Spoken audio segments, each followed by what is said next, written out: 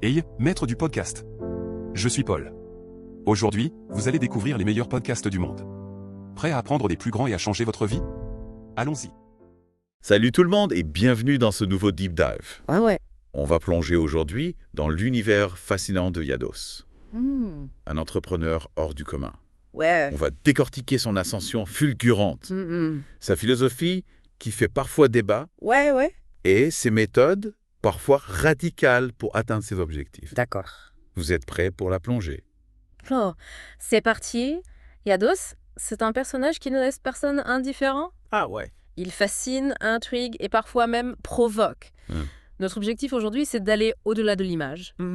Comprendre son parcours, décrypter sa vision du monde et vous donner les clés pour analyser son approche sans jugement. Et pour ce Deep Dive, on s'appuie principalement sur une interview de Yados réalisée dans sa villa luxueuse à Miami, Ah ouais. disponible sur YouTube. Ah. Imaginez un peu, Yados est passé du statut de plongeur dans un hostel à celui de multimillionnaire avec une collection de supercars. Le tout en quelques années seulement. Impressionnant. C'est une ascension vertigineuse qui mérite qu'on s'y attarde, non? Absolument. Ce qui est frappant, c'est le contraste entre ses débuts modestes et son succès extravagant. Oui. En l'espace d'un an, il est passé d'une Lamborghini Standard à une Bugatti et plusieurs autres voitures de luxe. Wow. Cette rapidité nous interroge forcément sur sa méthode, sur sa vision du monde. Exactement. Alors, retraçons ensemble le parcours de Yados depuis la République dominicaine jusqu'à Miami, Ok. en passant par les cuisines d'un hostel. C'est une véritable success story. Oui, son histoire est fascinante. Ouais. Il quitte son pays natal pour tenter sa chance ailleurs et se retrouve à faire la plonge dans un hostel. Wow. Un travail difficile, peu rémunérateur, et pourtant, c'est à partir de ce moment-là que tout bascule. Et c'est là que sa fameuse philosophie, la loi du bras, entre en jeu. Ah oui. Concrètement, Yados nous encourage à nous concentrer uniquement sur ce qu'on peut contrôler directement. Qu'est-ce que tu en penses? C'est une approche qui fait écho aux philosophes stoïciens, notamment Sénèque et Marc Aurèle, que Yados admire. Ouais. Ce qui est intéressant, c'est que Yados ne se contente pas de citer ses philosophes. Il applique leurs principes à sa vie d'entrepreneur. D'accord. La loi du bras est une version pragmatique du stoïcisme appliqué à la réussite matérielle. D'accord, je vois en gros, au lieu de s'épuiser à vouloir changer des choses hors de notre portée, on se concentre sur les actions concrètes qu'on peut entreprendre. Ouais. C'est ça. Exactement. Et Yados va plus loin. Il nous incite à nous poser cette question essentielle. Combien de notre stress quotidien vient de choses sur lesquelles nous n'avons aucun pouvoir? Ah oui, ça fait réfléchir. Ouais. On se laisse souvent envahir par des soucis qui sont totalement hors de notre contrôle. Et ça nous empêche d'avancer. Tout à fait. Et pour Yados, l'action est la clé. Ouais. Mais pas n'importe quelle action. Il insiste sur l'importance de cultiver des habitudes et des compétences spécifiques. D'accord. Se réveiller avant le soleil, faire de l'exercice quotidiennement, avoir une alimentation saine et éliminer les vices. Ouais. C'est son credo. C'est intéressant parce que ça rejoint ce qu'on disait sur le stoïcisme. C'est une philosophie qui met l'accent sur la discipline, Ouais. le contrôle de soi, la maîtrise de ses émotions. Exactement. Et Yados va plus loin en affirmant que les habitudes, plus que le talent inné, constituent le fondement du succès. D'ailleurs, son passé d'athlète a probablement forgé sa vision de la discipline et de la persévérance. Il applique les principes de l'entraînement sportif à la réussite entrepreneuriale. Et là, je pense qu'il nous lance un défi. Ouais, c'est ça. Quelles sont les habitudes que nous avons mises en place pour atteindre nos objectifs? Est-ce qu'on se donne vraiment les moyens de réussir? C'est une excellente question. Ouais. Yados nous invite à un examen de conscience. A-t-on des habitudes qui nous soutiennent ou qui nous freinent? Ouais. Y a-t-il des choses à modifier, à améliorer, pour être plus en phase avec nos aspirations? Et j'imagine que Yados a une idée bien précise de ce qu'il faut faire pour transformer ses habitudes. Oui, absolument. Pour lui, la transformation passe par la puissance de la répétition et de la constance. Yados affirme que la maîtrise de n'importe quel domaine, que ce soit la création d'une entreprise ou le perfectionnement d'une compétence, nécessite une répétition constante et ciblée. Donc on pourrait dire qu'il est obsédé par l'idée de la pratique délibérée. Et c'est un discours qui ne tient pas au hasard. Non. Il lui a fallu 6 années de travail acharné pour vivre de son activité de coach sportif. Ouais. 6 ans. C'est un bel exemple de persévérance. Oui, et c'est un message important pour nous tous. Mhm. Dans quel domaine de notre vie pourrions-nous bénéficier d'efforts plus constants? Yado nous encourage à identifier ces domaines et à nous engager à y consacrer du temps et de l'énergie de manière régulière, Mhm. sans relâche. C'est clair. Il faut de la discipline pour atteindre ses objectifs. Et ça ne se fait pas du jour au lendemain. Non, Yado nous le rappelle avec force. absolument. Et ce qui est intéressant, c'est qu'il ne s'arrête pas là. Mhm. Il ne se contente pas de se focaliser sur ses propres efforts. Ouais, Il accorde une grande importance au mentorat et à la communauté. d'accord. Même après avoir atteint un succès considérable, il continue de participer à des masterminds. C'est vrai. Et d'ailleurs, il est lui-même devenu mentor. Hmm. Il a créé ses propres programmes de coaching Ouais, et il a des étudiants qui rencontrent beaucoup de succès comme Mathias d'Argentine. exactement. Ouais. Ce qui est fascinant chez Lados, c'est cette volonté d'investir dans l'apprentissage auprès des autres. Hmm. Même quand il est déjà au sommet, il construit un réseau de soutien. Hmm. Il n'hésite pas à partager ses connaissances. Ouais. Et il continue d'apprendre auprès de ceux qui sont plus expérimentés que lui. Alors, la question qu'on peut se poser, Oui. c'est Ah. quelle valeur accordons-nous au mentorat et à l'apprentissage auprès de ceux qui sont plus avancés que nous? Hmm. Est-ce qu'on est ouvert à l'idée de se faire accompagner, Ouais. de se faire guider, Hmm. de s'inspirer des autres? C'est une excellente question. Ouais.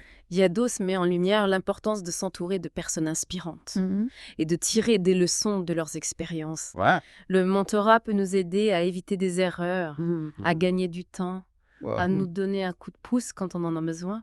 Et justement, en parlant de personnes inspirantes, abordons maintenant le côté plus controversé de Yados. Ouais. Il était accusé d'être un escroc et d'avoir une communauté qui ressemble à une secte. C'est vrai, il est important de mentionner ses critiques. Yados a ses détracteurs et certains n'hésitent pas à le qualifier de gourou manipulateur. Yados rejette ces accusations en bloc. Ouais. Pour lui, ceux qui le critiquent ne comprennent tout simplement pas son niveau de dévouement et la puissance de ses méthodes. D'accord. Il a même fait face à un procès en Espagne, Ah ouais. où il voit ses attaques comme une preuve de son efficacité. Il dit que si on le critique, Ouais. c'est qu'on le jalouse, qu'on n'est pas capable de faire ce qu'il fait. D'accord. Ce qui nous amène à une question cruciale. Oui. Comment distinguer le succès authentique du battage médiatique et de la manipulation potentielle? Comment savoir si Lados est un véritable entrepreneur, visionnaire ou un gourou qui profite de la crédulité des gens? C'est une question difficile, surtout à notre époque où l'information circule à une vitesse folle et où il est facile de se faire manipuler. Ouais. Il faut apprendre à être critique, à analyser les sources, à ne pas se laisser aveugler par les apparences. Et pour revenir à Yados, il y a un autre aspect de sa philosophie qui mérite qu'on s'y attarde. C'est son rapport au succès. Ouais. Et le prix qu'il est prêt à payer pour l'atteindre. Il est prêt à renoncer à des choses qui, pour beaucoup, sont des symboles de réussite, comme des voitures, des relations et même des opportunités lucratives qui ne correspondent pas à ses valeurs. Oui, c'est une idée qui peut paraître radicale, Ouais. mais qui est finalement assez logique dans sa démarche. Si on applique la loi du bras, on se concentre sur ce qu'on peut contrôler et on élimine tout ce qui nous distrait, Oui, tout ce qui nous empêche d'avancer. exactement. Yeah. Yados appelle ça soustraire.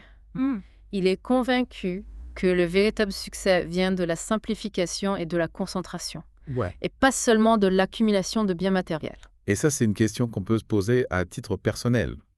À quoi sommes-nous prêts à renoncer pour atteindre nos objectifs? Est-ce qu'on s'accroche à des choses, à des habitudes, à des relations qui nous fanent plus qu'elles ne nous aient?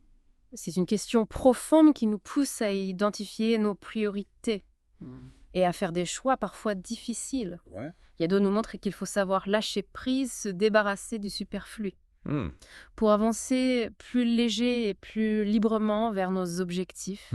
Et cette philosophie du moins c'est plus, il l'applique aussi à sa gestion de l'argent. Ah oui, On pourrait penser qu'avec sa fortune, il se laisse aller à des dépenses extravagantes. c'est vrai. Mais en réalité, il a une vision assez détachée de l'argent.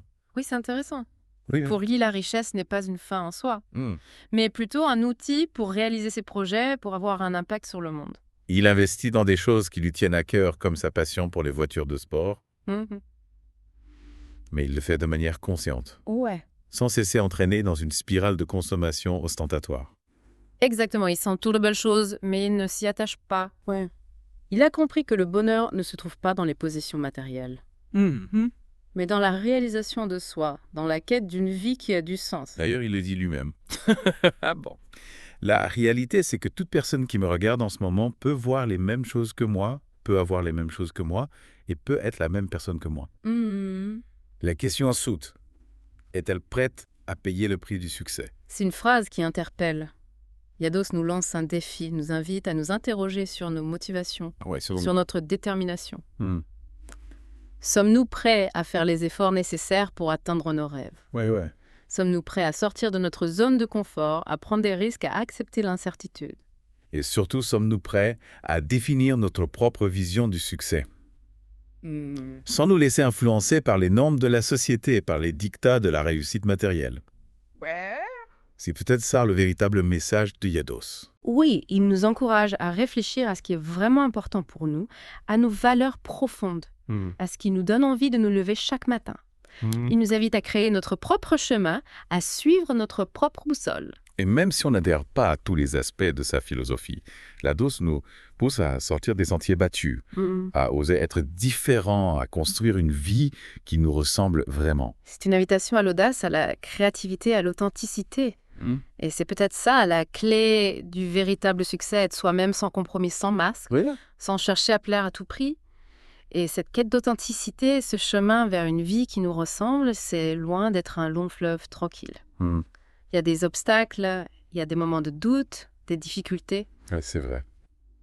Yados lui-même a traversé des périodes difficiles, des moments où il a failli tout abandonner. Ah ouais, on a de tendance à l'oublier quand on voit sa réussite actuelle.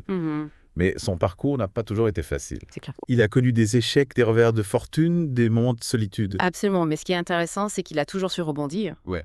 Trouver la force de continuer. Et c'est là que sa fameuse l'eau du bras prend tout son sens. Ah oui? Il se focalise sur ce qui est sous son contrôle Ouais. et il agit en conséquence. Il ne se laisse pas paralyser par la peur, par les obstacles, par les critiques. Non. Il avance avec courage, avec audace, avec la conviction qu'il finira par atteindre ses objectifs. C'est cette force intérieure qui lui permet de surmonter les épreuves, Ouais. de transformer les échecs en leçons, de tirer profit de chaque expérience. C'est une leçon importante pour nous tous. Oui. On a souvent tendance à fuir la difficulté, à chercher le confort. Et la sécurité. C'est humain après tout. Mais Yados nous rappelle que c'est en sortant de notre zone de confort qu'on grandit, qu'on évolue, qu'on devient plus fort. Ouais. Il nous encourage à embrasser les défis, à voir les obstacles comme des opportunités d'apprentissage, à ne pas avoir peur de l'échec.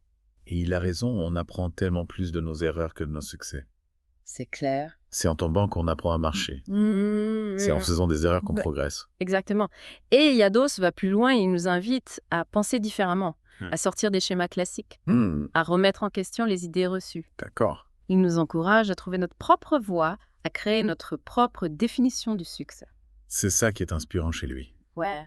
Il nous montre qu'il n'y a pas qu'une seule manière de réussir, qu'il y a autant de chemins que d'individus. L'important, c'est de trouver ce qui nous fait vibrer, ce qui nous donne envie de nous dépasser, ce qui nous permet de nous réaliser pleinement. Et cette réalisation de soi, cette quête de sens, c'est un voyage qui dure toute la vie. Ouais. Yados nous rappelle qu'il faut être prêt à évoluer, à s'adapter, à apprendre de nouvelles choses tout au long de parcours. Oui, c'est un processus continu, une aventure passionnante qui nous permet de découvrir de nouveaux horizons, de rencontrer des personnes inspirantes, de vivre des expériences uniques. Exactement. Yados nous encourage à profiter de chaque instant, Ouais. savourer le voyage, à ne pas nous focaliser uniquement sur la destination. C'est une invitation à vivre pleinement, à être présent à chaque instant, à apprécier les petites choses de la vie. Ouais. Yados nous rappelle que le bonheur ne se trouve pas au bout du chemin, mais dans chaque pas que nous faisons. Alors, pour conclure ce deep dive, on vous laisse avec cette réflexion. Mais... Quelle est votre définition du succès? Qu'est-ce qui est vraiment important pour VOG dans la vie? Ouais. Quelles actions allez-vous entreprendre dès aujourd'hui pour créer la vie dont vous rêvez? N'oubliez pas, vous avez le pouvoir de changer votre vie, de réaliser vos rêves, de devenir la meilleure version de vous-même. C'est ça. L'aventure commence maintenant. Et voilà pour le moment, maître du podcast. Merci d'avoir été avec nous dans cet épisode riche en apprentissage. N'oubliez pas de vous abonner et d'activer la cloche pour ne rien manquer de ce qui arrive. Restez à l'écoute pour le prochain épisode, nous avons encore plus de secrets qui peuvent changer votre vie. À très bientôt.